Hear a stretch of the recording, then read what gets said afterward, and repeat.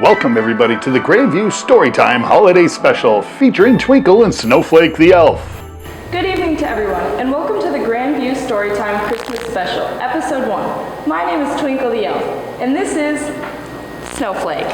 Hello, did you say your name is Tinkle? That sure is a funny name. It's Twinkle and you know that. Now seriously, tonight we are pleased. Our very own Mrs. Claus will be reading a couple of fun books for all of us, and we sure are excited. Mrs. Claus, I can't believe it. I love her. She makes the best cookies. That she does. The very first book we'll be reading is Twas the Night Before Christmas. What does Twas mean anyways? T-was doesn't make any sense. Sure it does. It means it was, as in it was the night before Christmas. It's a shorter way of saying the word. Why not say it fast instead, like it was, it was? Anyway, Mrs. Claus is waiting. Introducing Twas the Night Before Christmas, written by Clement Clark Moore. It was. Good evening, boys and girls. I am so glad that you have joined me for story time this evening.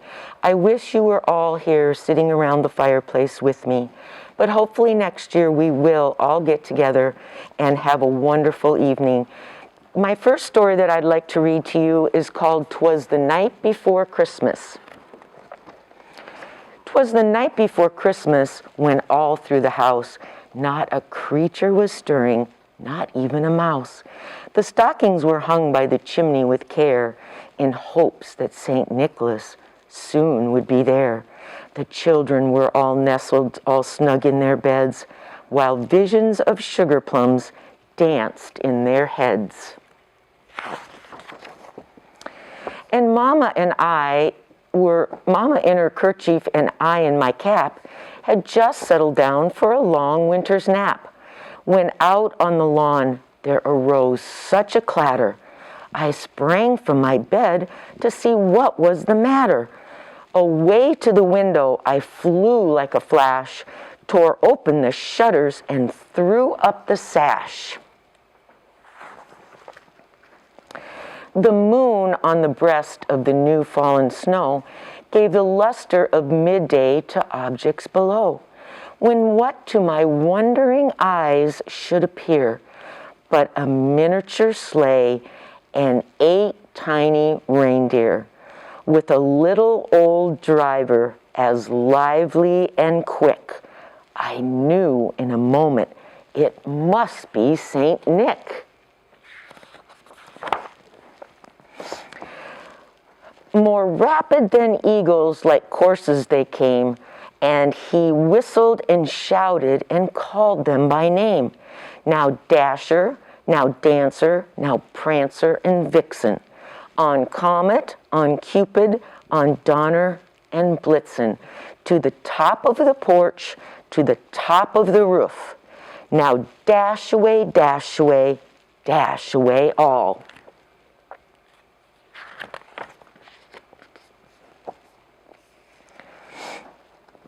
When they met with an obstacle mount to the sky, so up to the housetop the coursers they flew, with a sleigh full of toys and St. Nicholas too.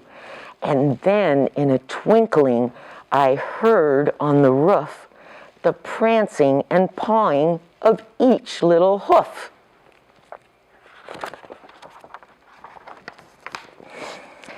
As I drew in my hand and was turning around, down the chimney St. Nicholas came with a bound. He was dressed all in fur from his head to his foot, and his clothes were all tarnished with ashes and soot. A bundle of toys he had flung on his back, and he looked like a peddler just opening his pack.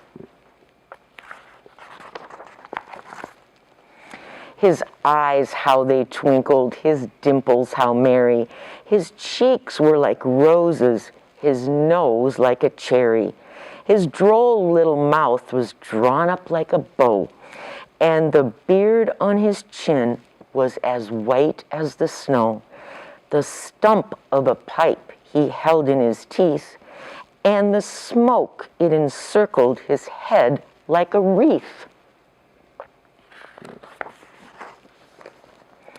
He spoke not a word, but went straight to his work and filled all the stockings, then turned with a jerk, and laying his finger aside of his nose and giving a nod, up the chimney he rose. He had a broad face and a little round belly that shook when he laughed like a bowl full of jelly. He was chubby and plump, a right jolly old elf, and I laughed when I saw him in spite of myself. A wink of his eye and a twist of his head soon gave me to know I had nothing to dread. He sprang to his sleigh, to his team gave a whistle, and away they all flew like the down of a thistle. But I heard him explain as he drove out of sight, Merry Christmas to all, and to all a good night. And pretty soon Santa is going to be coming to your house. I hope you hear him. I love that story, and Mrs. Claus did so well. She did, Snowflake. Our second book is The Polar Express, a story about a train filled with children on their way to the North Pole for the first gift of Christmas. I love trains. Chugga, chugga, choo-choo. Chugga, chugga, choo-choo. We hope you're all snuggled up in your blankets and pajamas, kids, We call them jammies in the North Pole. while treating yourself to hot cocoa and cookies. I love sugar. Anyway, let's get back to Mrs. Claus for our last book of the night, The Polar Express by Chris Van Allsburg. Chugga, chugga, chugga. Woo-hoo! The next story I'd like to read you guys is The Polar Express. It's one of my favorite books, and I know that you have all heard it. And it's called The Polar Express. One Christmas Eve, many years ago, I lay quietly in my bed. I did not rustle the sheets. I breathed slowly and silently. I was listening for a sound a friend had told me that I would never hear, the ringing of Santa's sleigh bells. Oh, there is no Santa, my friend had insisted, but I knew he was wrong. Late that night, I did hear sounds, though not of ringing bells. From outside came the sounds of hissing steam and squeaking metal. I looked through my window and saw a train standing perfectly still in front of my house.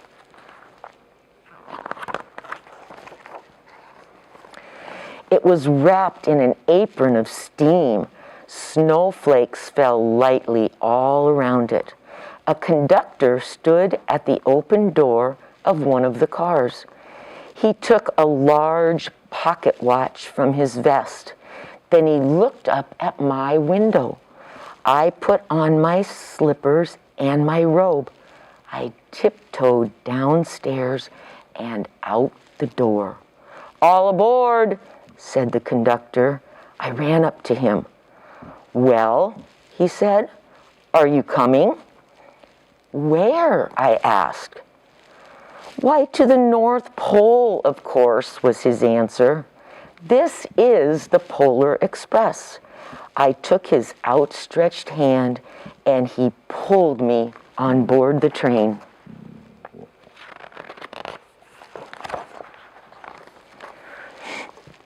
The train was filled with other children, all in their pajamas and nightgowns. We sang Christmas carols, ate candy with nougat centers as white as snow. We drank hot cocoa as thick and rich as melted chocolate bars. Outside, the lights of towns and villages flickered in the distance as the Polar Express raced northward.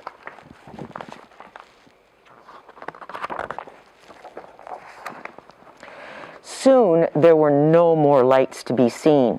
We traveled through the cold, dark forests where lean wolves roamed and white-tailed rabbits hid from our train as it thundered through the quiet wilderness.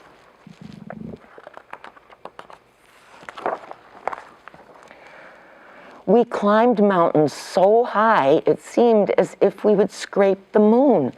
But the Polar Express never slowed down. Faster and faster we ran along, rolling over peaks and through valleys like a car on a roller coaster.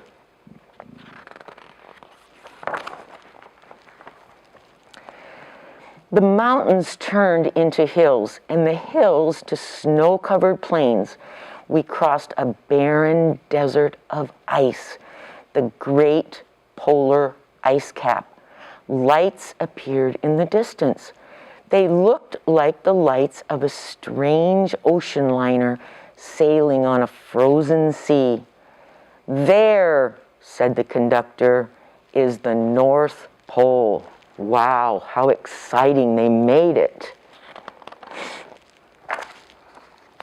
The North Pole.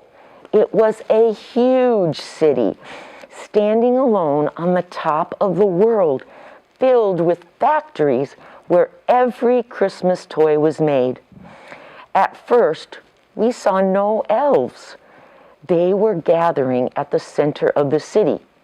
The conductor told us that is where Santa will give the first gift of Christmas. "Oh, who receives the first gift?" we asked. The conductor answered, "He will choose one of you."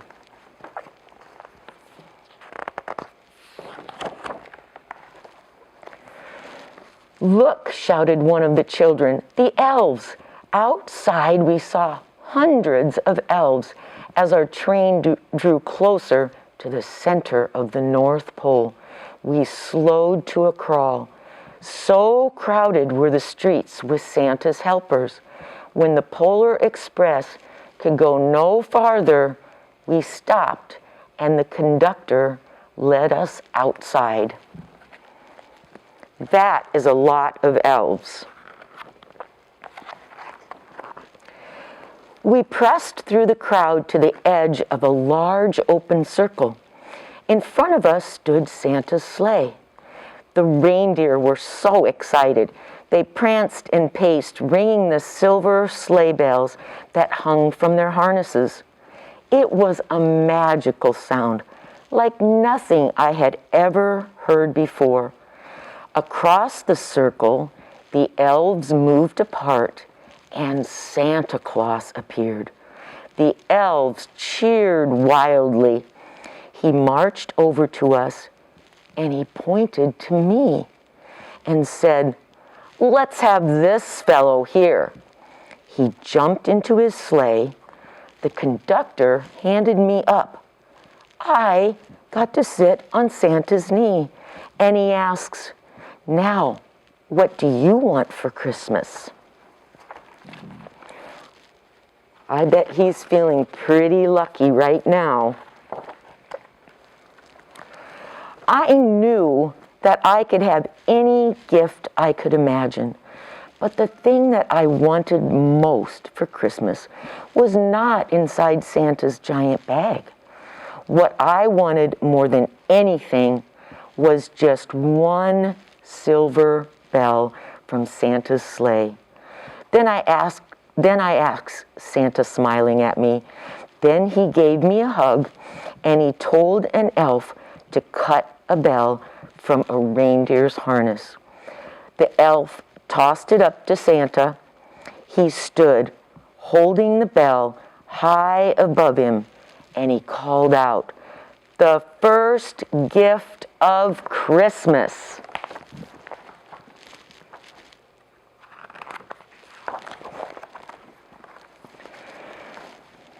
A clock struck midnight as the elves roared their approval, and Santa handed me the bell, and I put it in my bathrobe pocket. The conductor helped me down from the sleigh. Santa shouted out the reindeers' names and cracked his whip. His team charged forward and climbed into the air.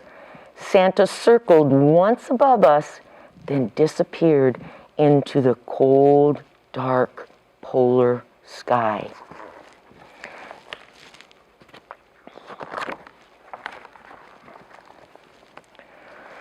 As soon as we were back inside the Polar Express, the other children asked to see the bell. I reached into my pocket, but the only thing I felt was a hole. I had lost the silver bell from Santa's sleigh. "Let's hurry outside and look for it," one of the children said. But the train gave a sudden lurch and started moving. We were on our way home. Oh, how sad. His special gift he lost. It broke my heart to lose the bell.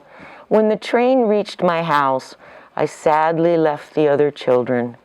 I stood at my doorway and I waved goodbye. The conductor said something from the moving train, but I couldn't hear him. "What?" I yelled out. He cupped his hands around his mouth. "Merry Christmas," he shouted. The Polar Express let out a loud blast from its whistle and sped away.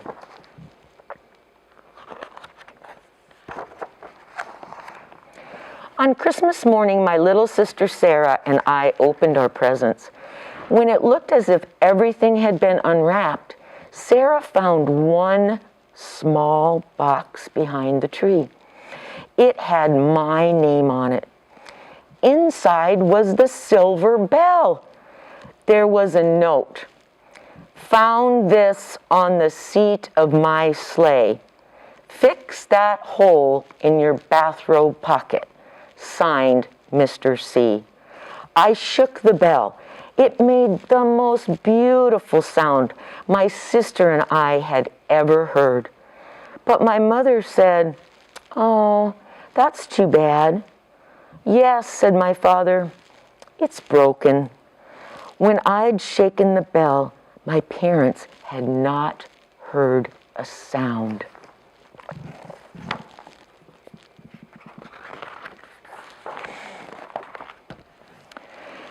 At one time, most of my friends could hear the bell, but as years passed, it fell silent for all of them.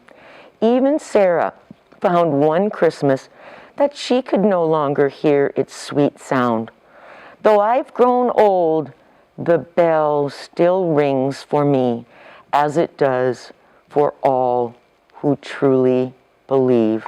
What a special gift he got from Santa. Okay, boys and girls, thanks again for joining me this evening. It has been so much fun to read the stories to you, and I'm looking forward to seeing all of your faces next year by the fireplace. Merry Christmas. Thank you, Mrs. Claus. That was so wonderful. Oh my gosh, I love that story. It's bedtime now, Snowflake. Can you say goodnight to all of our friends? Good night, Mrs. Claus and Dasher, and don't forget Dancer and Vixen and Comet. Good night, children. We will see you tomorrow with our next episode. Sleep tight. Oh, and we can't forget Rudolph and Santa and the snow people. Can't forget the snow people. I'd be